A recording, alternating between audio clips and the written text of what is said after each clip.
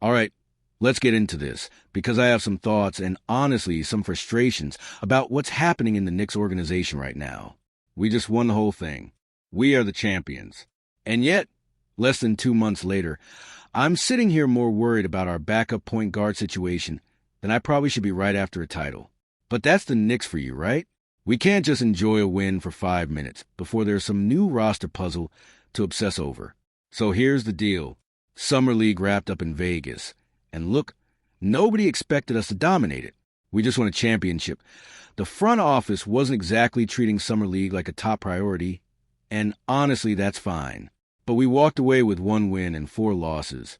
And if I'm being real with you, the record barely matters.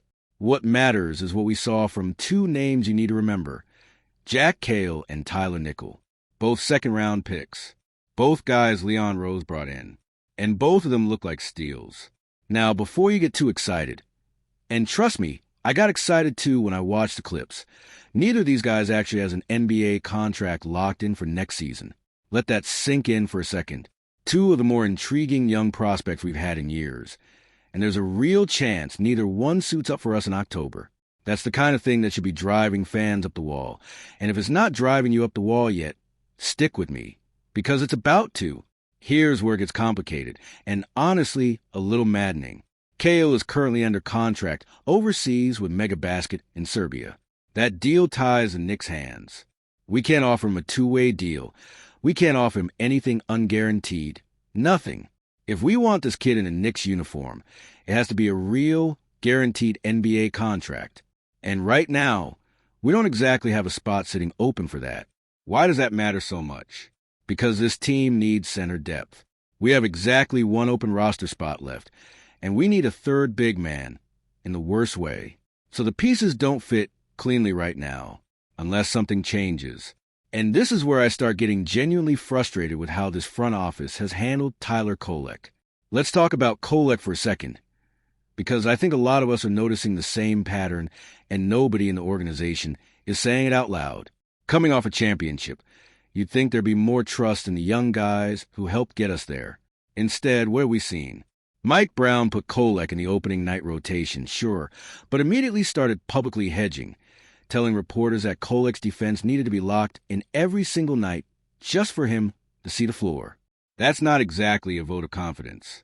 That's a warning shot. And then what happened? 11 days. 11 days later, this kid gets sent down to the G League. Yeah, he fought his way back. Yeah, he had some big moments when he returned. But then at the trade deadline, what did the front office do? They went out and got Jose Alvarado. And let's be honest with ourselves here. That wasn't just adding depth.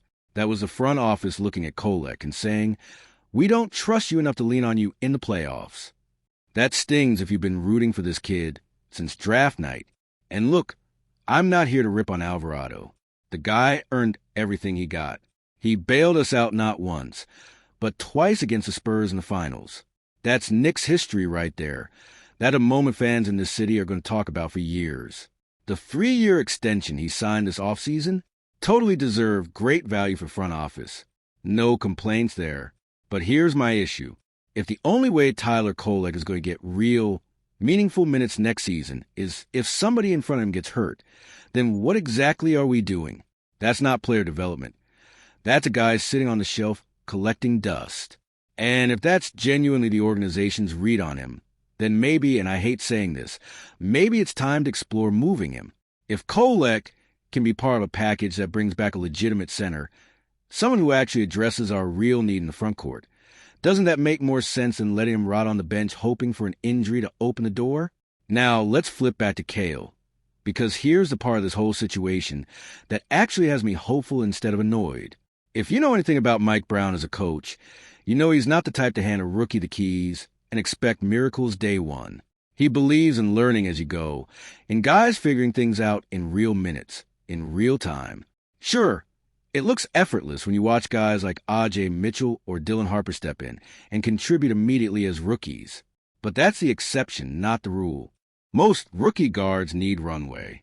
And Brown, to his credit, is exactly the kind of coach who gives it to them, especially during the regular season, when he's constantly trying to learn what every single guy on his roster can actually do. So follow the logic here with me. If neither Kolek nor Kayil is going to be a real rotation piece for us early in the season, as things currently stand, and if one of those two names could realistically be flipped to solve an actual roster-needed center, doesn't the answer sort of write itself? Move Kolek. Clear a path. Find a way to get Kayil out of Serbia and into a Knicks jersey. Because from what we saw in Vegas, this kid has legitimate NBA tools, and bearing that kind of talent overseas because of a roster crunch we created ourselves would be an absolute waste. This is exactly the kind of stuff that should be getting Knicks fans fired up right now. We just won a title, and instead of coasting, this front office has real decisions to make about who they trust going forward. I want to know where you stand on this. Do you keep Kolek and hope he earns Brown's trust over a full season? Or do you make the move, bring Kayil stateside, and bet on upside at the center position? Drop a comment and tell me straight up, Kolek or Kayil, who do you actually want wearing a Knicks jersey when the season tips off? I read every single comment, so don't hold back. And if you're the kind of Knicks fan who wants to stay ahead of every single roster move this front office makes this offseason, do me a favor and smash that like button right now before you keep scrolling. It genuinely helps this channel more than you'd think, and it costs you nothing. We're going to keep tracking every angle of this center search, every twist with Kolek's future, and everything happening with our young guys trying to carve out a role on a championship roster. So make sure you're subscribed so you don't miss the next update, because I promise you, this front office is not done making moves. Let me know in the comments below, are you team trade Kolek or team patience? I want to see this comment section blow up. Like the video if you're as invested in this Knicks center situation as I am, and I'll see you in the next one.